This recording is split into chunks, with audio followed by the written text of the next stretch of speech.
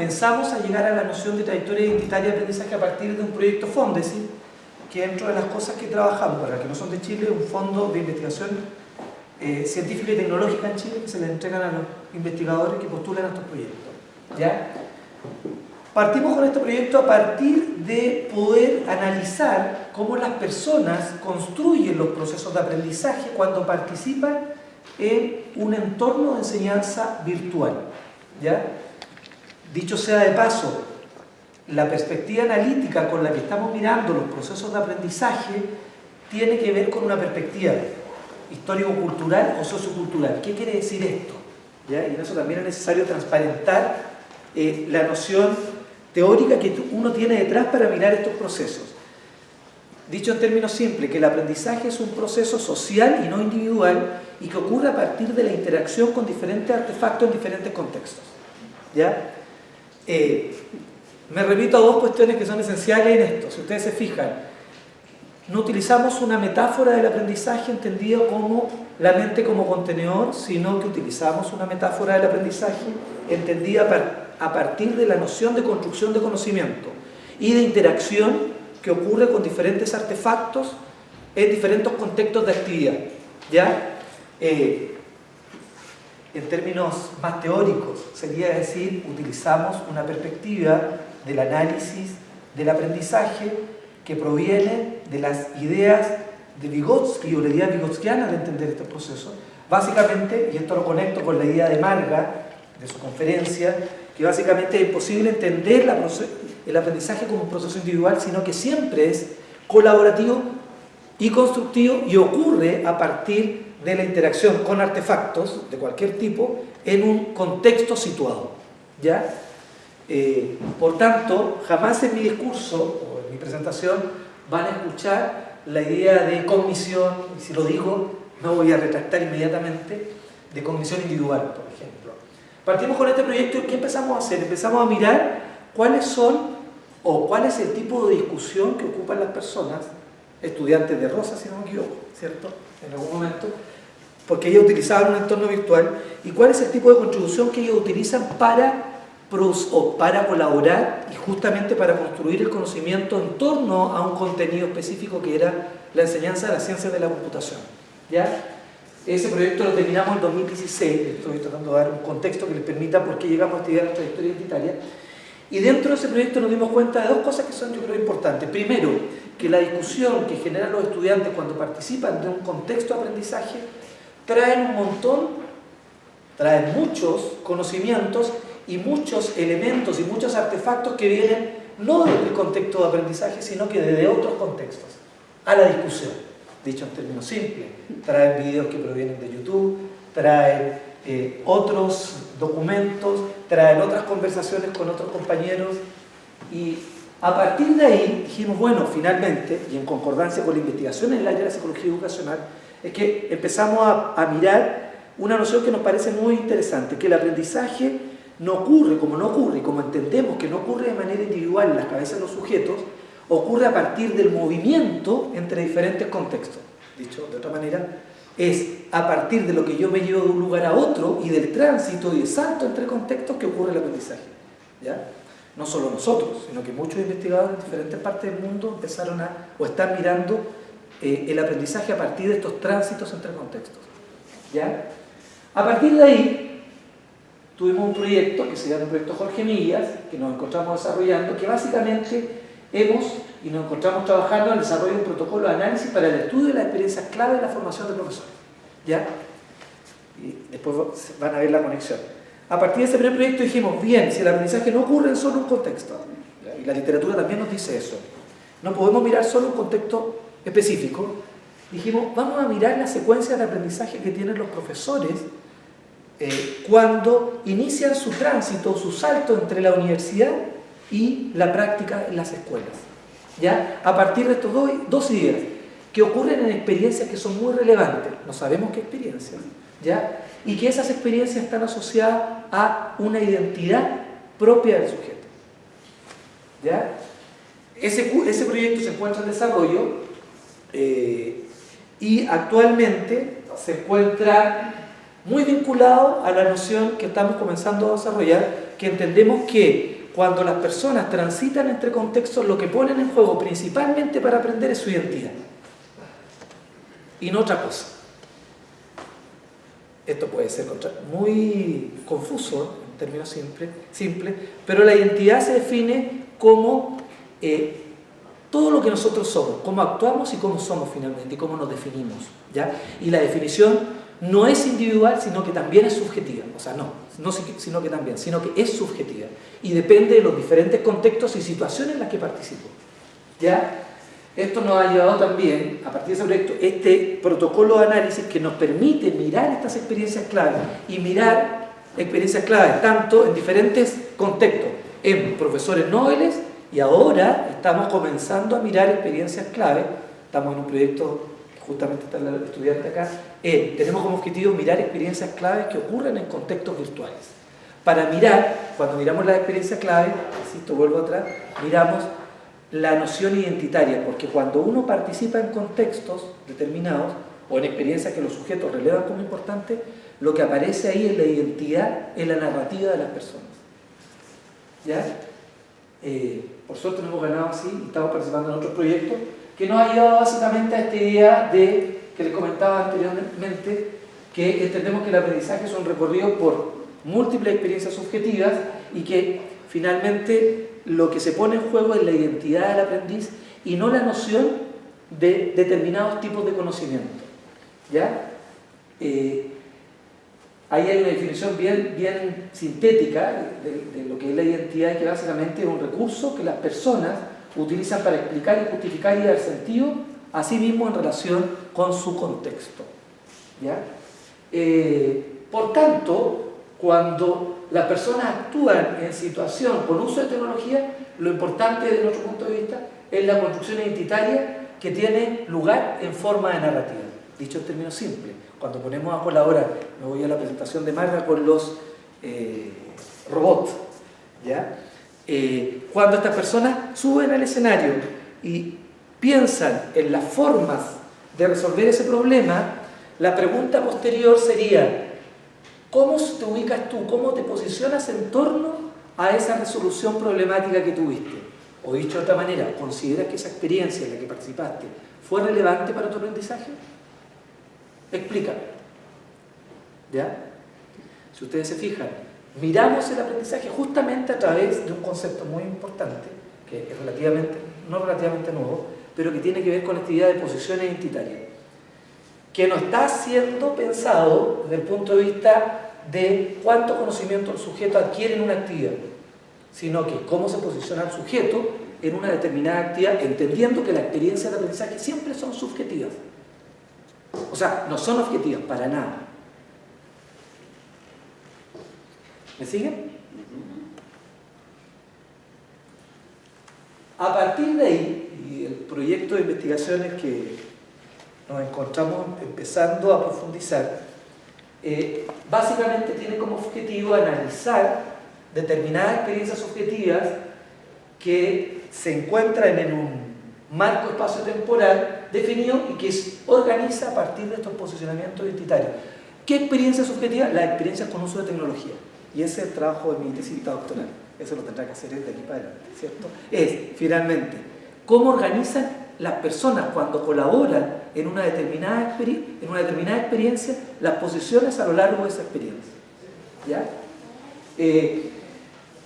¿Por qué es importante? Y ojo con esto, yo creo que la investigación en Chile nos ha revelado una cuestión muy relevante que tiene que ver con dos conceptos, que es la organización del marco espacio-temporal. Si entendemos que el aprendizaje no es una cuestión, no es un fenómeno que trasciende a la situación, a una actividad, ¿ya?, sino que es un fenómeno situado, necesitamos estudiar la organización del marco espacio-temporal, o sea, el dónde y el cuándo ocurre el aprendizaje. Pero ¿a partir de qué? Del análisis del cómo. ¿Y cómo analizamos el cómo? A partir de la organización que hacen las posiciones del sujeto de estos marcos espacio-temporales. ¿Ya? Y eso a partir de esta noción de experiencia subjetiva. Ustedes me dicen si tienen alguna duda, porque al principio parece un poco engorroso, pero después se va simplificando esto.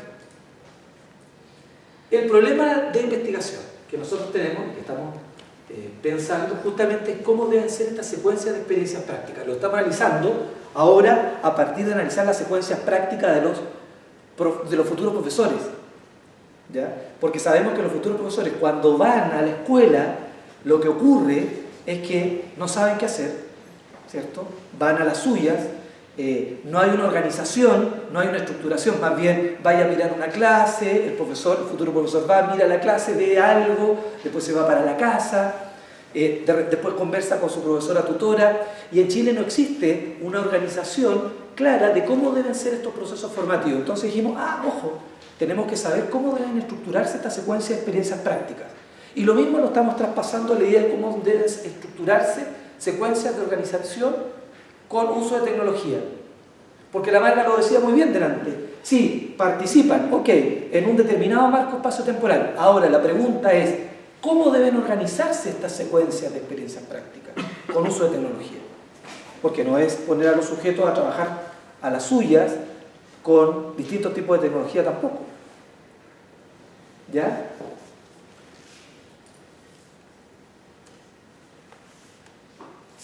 Cuatro cosas que tiene como objetivo este proyecto. Primero es identificamos las experiencias, identificamos y analizamos las experiencias clave que remite la persona y que, ojo, y ahí es importante porque estas experiencias clave no siempre remiten a situaciones formales, sino que justamente a partir de esta nueva idea, no nueva, sino que a la necesidad de repensar el aprendizaje, que no solo en contextos formales, las personas remiten a múltiples contextos de actividad. Por tanto, estas experiencias no están solo sujetas a experiencias educativas, sino que están sujetas a la noción de experiencia subjetiva, que son experiencias que el sujeto trae a la mano y considera relevantes para su aprendizaje.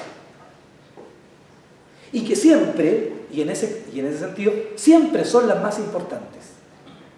Porque no son las experiencias que nos relata el profesor, sino que son las experiencias que nosotros, experiencias, situaciones, voy a hacer el símil, aunque son distintas, que la persona remite a lo largo y a lo ancho de la vida, que es un concepto muy interesante que propone Barrow, un autor americano, que dice que las personas, a propósito de nuestro nuevo escenario, estamos aprendiendo a lo largo de nuestra vida, pero también en múltiples espacios a lo ancho. O sea, yo estoy trabajando aquí, pero ahora que después me meto al computador, trabajo con otras colegas en otras cosas al mismo tiempo.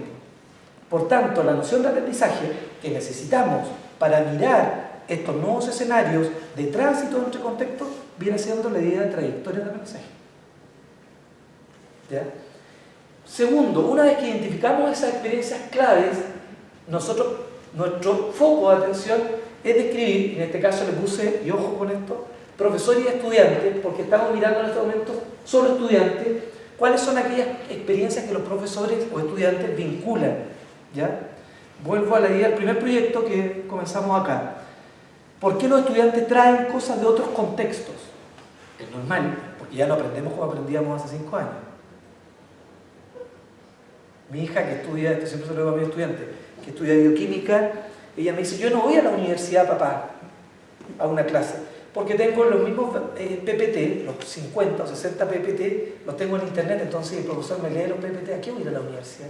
Pero ahí aparece mi identidad de padre y yo le digo, sí, tienes que ir a la universidad, sabiendo que no tiene ningún sentido que vaya a la universidad. Pero ahí me aparece otra identidad, distinta a la identidad, digamos, de investigador. Le digo, tienes que ir a clases. Pero efectivamente tiene mucha razón ella al pensar que ella puede acceder a un montón de conocimientos fuera de los contextos formales. ¿Ya? Y nosotros lo hacemos constantemente. La pregunta también viene a propósito, por tanto, en la forma en que entendemos la educación, tanto básica o universitaria o educación formal, nos sirve a propósito del avance o de la forma de aprender en estos nuevos escenarios educativos. Yo diría que es compleja y va cambiando. Y yo diría que cada vez nos sirve menos. ¿Ya? Estamos mirando experiencias, estamos mirando cómo se vinculan estas experiencias y tercero, nuestro objetivo es comprender de qué forma las personas organizan estas experiencias. ¿Ya? ¿A partir de qué? A partir de la narrativa que ellos expresan de esas experiencias, que puede ser variadas, insisto. ¿Ya? Nuestro foco de análisis, nuestra unidad analítica son las experiencias subjetivas. Y como son las experiencias subjetivas, nuestro foco de análisis dentro de la experiencia subjetiva de la identidad y cómo cambia la identidad entre estas experiencias subjetivas que las personas relevan como importantes. ¿Ya? Por último, en términos prácticos, porque esto puede parecer un poco muy teórico, nos interesa, por un lado, diseñar propuestas formativas orientadas a promover una identidad virtual de aprendizaje habilitante. Dicho de otra manera, como la capacidad de las personas de atribuir un sentido coherente a las transformaciones de su identidad y a las condiciones donde se generan estos cambios.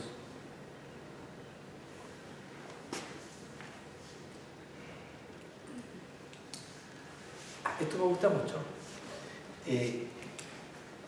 A nivel de investigación, ¿qué es lo que estamos haciendo? Como miramos la narrativa, siempre entendiendo que mi foco analítico es la perspectiva sociocultural, por tanto no entiendo el aprendizaje, lo entiendo desde una perspectiva histórico-cultural, dicho, no para blanquearme, como dirían en Europa, sociocultural, sino que histórico-cultural soviética, que proviene de las ideas originales de Vygotsky. ¿Ya? A partir de las voces, y esto es interesante, como hablamos de narrativa y hablamos de posicionamiento, hablamos de dos conceptos que provienen de la investigación, que provienen de la literatura, no sé si de la investigación, que provienen de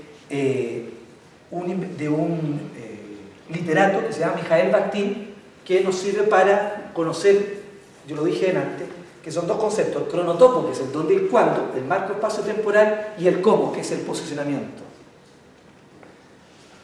Voy a hacer brevemente una reflexión, a propósito, no una reflexión, sino que les voy a resumir un análisis de un caso que tenemos de una profesora que va a la escuela y la profesora, cuando narra su experiencia con la profesora tutora, dice, en términos muy rápidos, dice, la profesora dice que los estudiantes no logran, que tienen problemas y no logran los aprendizajes porque son muy problemáticos.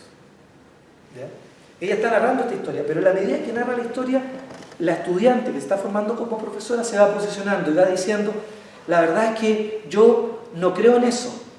Yo, si estudié pedagogía, yo quiero ayudar a las personas y sobre todo ayudar a aquellos que, para lo que he sido formado, para ayudar a otros.